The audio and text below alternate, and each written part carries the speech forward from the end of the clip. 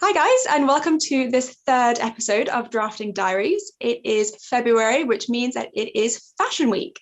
So this time we wanted to bring you 5 pattern cutting looks that are high fashion, but also super easy to create. Before we get really stuck in, Charlotta, hi, how are you? I'm all right, Catherine. How are you? Yeah, I'm good. On the note of Fashion Week, we were actually just talking about it before we started recording, and we were saying that it's kind of a really weird Fashion Week this time, isn't it? Yeah, I think because the last one, it was very much, it's new, what are we going to do? This time it's gone very quiet. So if you sort of follow a few designers on Instagram more, you see them doing it and putting photos up, but it's quite hard to actually get into it as much. Normally it's a big sort of event and you see all the photos of people dressing up and stuff coming out. It feels very quiet, I think. And I think a lot of the big names have decided to sit out. So, like at Paris Fashion Week, all the Kering brands aren't on the schedule. I mean, it's not a finalized schedule yet, so TBC, but at the time of recording, they're not on there. So that's like McQueen, Saint Laurent, all those kind of like really big players aren't on there yet. So I think yeah. most of them are just, it's more like a Photoshop shoot, isn't it? Rather than a big, I haven't seen any catwalks. It seems, because I was looking at Jason Wu and they've done a really nice sort of pretend photo shoot. But I don't actually know it was a live catwalk.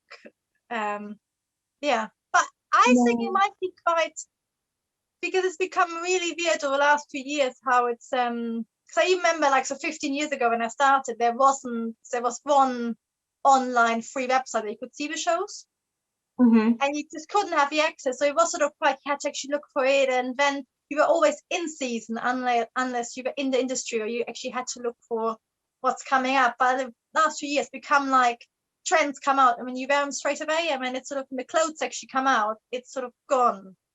So I think it might be quite nice. Yeah, it's become much more accessible recently, hasn't it, in the last few years? I agree. I think this might bring it back to actually being more of an event and more of a trend that follows through, like you're saying, like not instantly wearing it. High Street isn't going to instantly copy it if they can't find it. So yeah. And it's not more mysterious because I think Tom Ford tried it about maybe 8 years ago. I don't know if you those are the time, but he tried to make his fashion show for buyers only and didn't give the press any images. So, but he was the only one. So back then, I think it sort of didn't really take off. But you can sort of imagine nowadays it's becoming more about storytelling again and building up excitement. Yeah, I agree. Elia tried to do that as well, didn't he? He fell out with Anna Wintour, and then basically was just like, I'm not inviting any press to my shows. I'm not following the schedule. Like, my collection is ready when I say it's ready, and it'll be my friends and the people I want to see it there, which is pretty cool. Yeah, and that's why, it's much more interesting, isn't it? And it's just becoming a big event, and the clothes don't really then translating into anything in the shop, isn't it? Designers always having to make something which gets the interest, doesn't it? Rather than which actually maybe what they want to do. Yeah, it kind of becomes a bit soulless. It loses that, I don't know, that design idea that makes it a luxury design product. It just becomes a commercial product. Yeah. It's going to sell the perfumes later on. Exactly. That's the marketing degree me coming out, but yeah. All right, so let's get started with our 5 high-end fashion looks, which are super easy to create.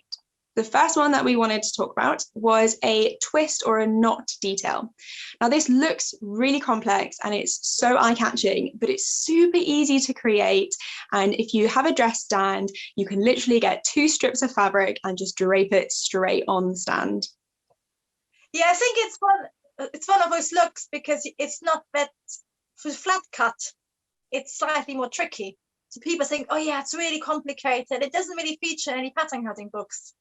But you can make it, as you said, I think you're going to show us in a second, but you can do it so easy on the stand and then just translate it into a flat pattern. Yeah, and actually the one book that I have found that does teach you how to do it is Pattern Magic. They show quite a complicated way of doing it, I think, but it does work. So if you aren't keen on draping on the stand, you can get Pattern Magic and have a little go at doing the version or the method that they have in there. But if you Or have got, if you just look on Pattern Magic and get the methods, because I think they have very mathematical instructions, haven't they? But if you just understand how it works, it's easier. Yeah, you don't have to follow it down to like the last millimeter for sure. Yeah, kind of understand where you're slashing and why you're doing it. So if you have got a stand, this is how we do it. So over here, I've got two different bits of fabric. You can see I've got the blue one and I've got the grey one. And all I've done here is I've looped them together. Now, if I unpin it, you can see that I've got my long grey strip of fabric, and it's honestly just a rectangle at this point. And then I've also got a long blue strip of fabric. And what I'm doing is I'm going to make a loop there, and then I'm going to take my loop, my long grey strip of fabric, and I'm just going to loop it through there so that I have a little knot like that. Then I'm going to take my little edge here, and I'm going to pin that where I want it to go. Now, ideally, this raw edge here needs to go together with this raw edge here. So you would stitch those together there. Then I'm going to take this raw edge here, which has to stitch to this raw edge here. And I'm just going to loop that through or around as well. And of course, what you can do is to put on a basic bodice trowel on your mannequin first, and then work on top of that, isn't it? And that it will show you exactly how to put it on the flat pattern later on. That looks great. Exactly. So it really is just as simple as that, just taking two straight bits of fabric and hooking them around each other like that. Yeah, it's like folding the edges, isn't it? Yeah.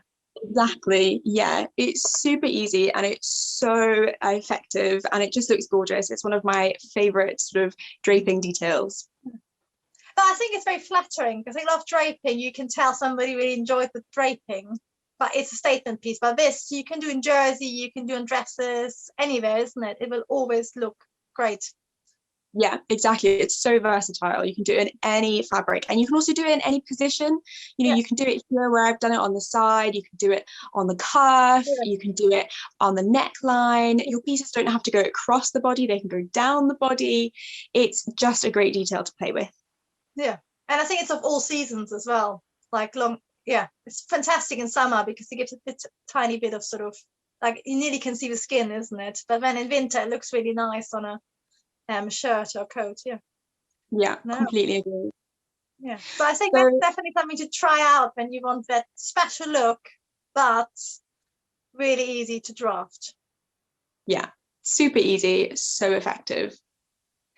Design detail number 2, our super lovely detail, is a drawstring detail. So we all know how to do gathers, but you can transform your gathers into a drawstring detail really, really easily.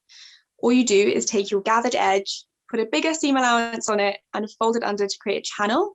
And then you want to put a ribbon or a tape or a string, whatever you've got, through the channel, and then use your ribbon to gather it all up on there. Now I've got a tiny little example here. So here you can see I've got a really flat bit, but I've got a little string through this channel.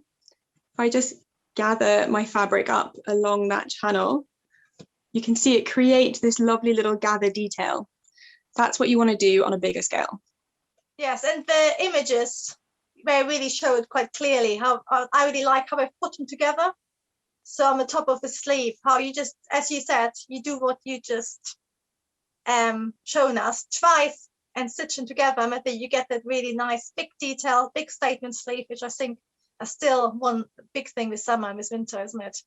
And it just adds a nice sort of detail, but which actually works. I quite always like drafting stuff which works. You know what I mean? Like, there's nothing worse than a fake button. Yeah, agreed. Or a fake pocket. Yes. Yeah, and I think what I like about a drawstring detail is that if you already have a gather detail, you don't have to change a pattern, just add on a bit more seam allowance to create your channel. Of course, if you don't have a gather detail, then you might need to slash some volume in there. But if you already have gathers, it's super easy to just transform it into a drawstring. Yeah, and I think it's like, as you said, you can just use coexisting pattern, which I always think what people forget is how to, you can use something you have, which you fit, and you change a detail, and it becomes something special. And I think it'd be really nice on the waist as well, or even you could have it going across your body, isn't it? And sort of just, it's a bit looser than a stitch gown. Oh, I like that. Yeah, with like a little bow, cute. Like, it could honestly go anywhere on the body, couldn't it? And it just looks great. Of course, if it's working, you can then slightly change it depending on how you want to style it, which is I always quite like, because then you feel like you're getting more than one garment for your money to a certain degree, because you can change the look. Yeah, I like it on skirts when it goes kind of not by the side seam, just sort of to the front of the side seam. You know, you have that offset sort of seam that goes over the leg. And if you do your drawstring up, then your skirt gets shorter at that point, a bit saucy, a bit sexy. And if you're feeling a bit more demure, you can just let the drawstring down. And it's just the A-line skirt, isn't it? Or flared skirt. It's like nothing special with something like that. Literally, you could even just stitch a channel underneath a flared skirt draft you have, and just change it, isn't it? Yeah, and then maybe do a different colored highlight bow or whatever. Yeah, exactly. Yeah. No, really nice. So our number 2, or number 3 on our list rather, is a ruffle sleeve or a statement sleeve. And we actually got a vintage example and a contemporary example just because we love it so much. Best of both worlds. Yeah, but I think they're both the vintage one, I think it's Givenchy from the 50s. It's got really fitted shoulder and sleeve, but then it's just literally, I think it's just circles which have been gathered in, isn't it? It's like sort of donut shapes which are bigger than the actual sleeve, and they just get gathered in. And I think the same as a contemporary one, which is more relaxed. But again, it's just a donut shape which has a bigger interior circle than your sleeve. And then all you do is you pleat it in this time. Am I right in saying that, Catherine? Yeah, that's exactly what I would think as well, looking at it. And if you are a bit scared of doing circles or like half donut shapes, you can also do rectangles. It will be a little bit less full through the hem, but it will still give you that kind of nice ruffly look and effect. And the great thing about doing a ruffle for a statement sleeve is that you don't have to do a full armhole. You can just sort of drop your shoulder down, which is what we've got in one of those designs, and then just pop it on there. Yeah, because all it isn't, I think with Givenchy is a bit trickier to pattern cut because it's probably got a gusset sleeve underneath. But the contemporary one is just an oversized shirt, and then they stuck some ruffles at the end. Exactly. And yeah. Seen an example of what you said with the rectangles. So it was really nice. They ruffled at the top, but then they just left it hanging like handkerchiefs. Ooh, that's so nice. Arm down, it's sort of you could see the edge, and it was really nicely hemmed. But it made it less, romantic, roughly. It made it more like slightly, I think whenever you see a corner, it's slightly more sculptural. Yeah, contemporary. I like that. Oh, then you could do a really nice facing and like a contrast fabric as well, so you get a little flash of color through there. Yeah. I like that. So again, like really versatile, super easy. If you have even actually a top like that, if you just have a boxy top, you just stick on some circles or even rectangles, as you say, just gather it in. Yeah, love a gather detail, one of my favorites. Okay, so detail or design number 4 is doing something fun with your darts and your pleats. Now, we're specifically thinking about either exposing your darts, so having them out to the outside, or overlapping them. And when we say overlapping, we're thinking about sort of the underlay of the darts, overlap those so that you almost have, instead of 3 layers of fabric, you'll have 6 layers of fabric just where they overlap, and they create like a beautiful V shape, just like in the photo that we've got. Yeah, and in the Pierre Cardin, I think they've done both. In the photo, they've done both darts and a bit of extra volume. You're talking about it. We think it's just either a boxy dress or a sort of slight trapeze dress, and then they probably just have. It's probably just something like this. And then we are being a bit skeptical because we think it might just be held in with a belt, didn't we? We're not even sure it's stitched in.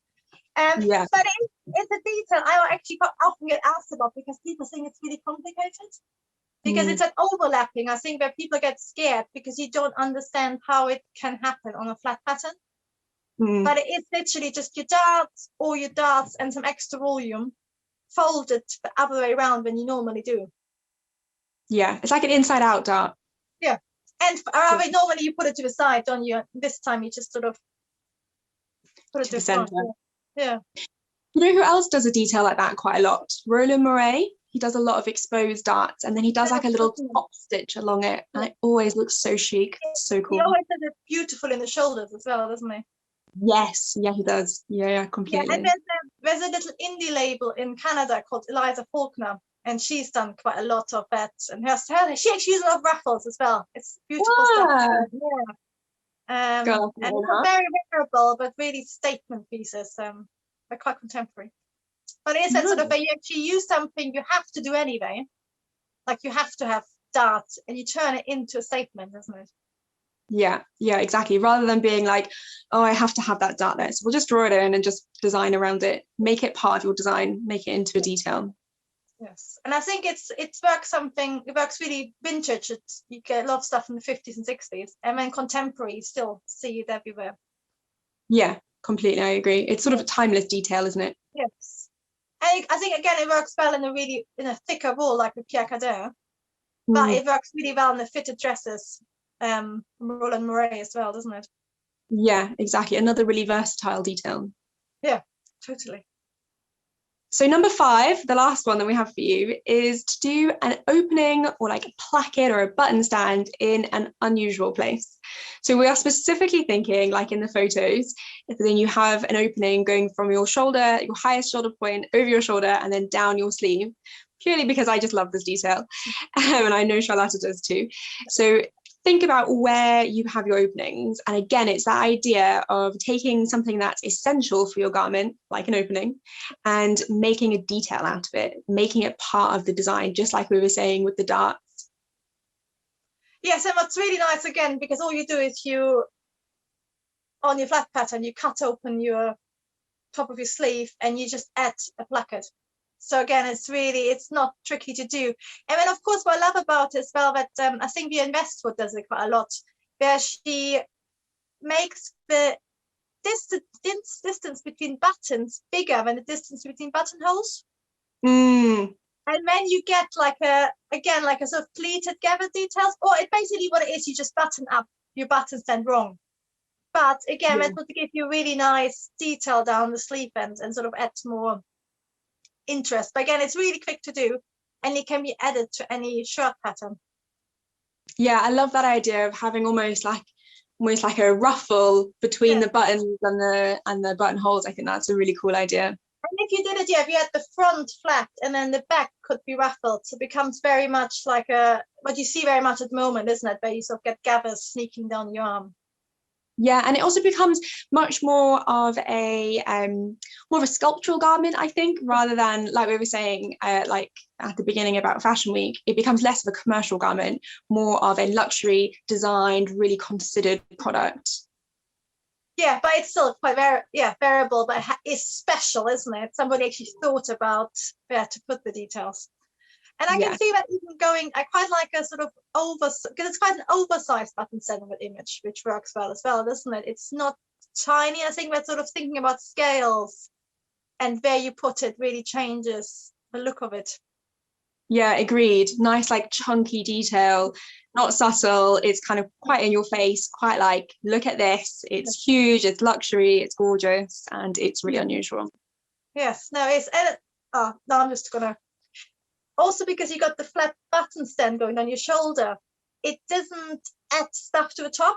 So it's a detail, but it's still sort of flat. It's, sometimes it's like mother of mutton sleeves and stuff, leg of mutton sleeve. They become really big, but this is like a big detail, but it's actually something which still looks really flattering and doesn't change your silhouette too much. Yeah, it still feels quite chic. Yeah. Yes. Yeah. Sleek. Yeah, exactly. Yeah. It's something you can wear to the office or wherever you're going, and it's sort of out there, but it isn't like where you feel like you're wearing it's the statement sleeve bears you, isn't it? Sometimes it looks a bit like that, I assume. Yeah, I know what you mean. Yeah, it's a good translatable look. Yes, yeah. No, totally.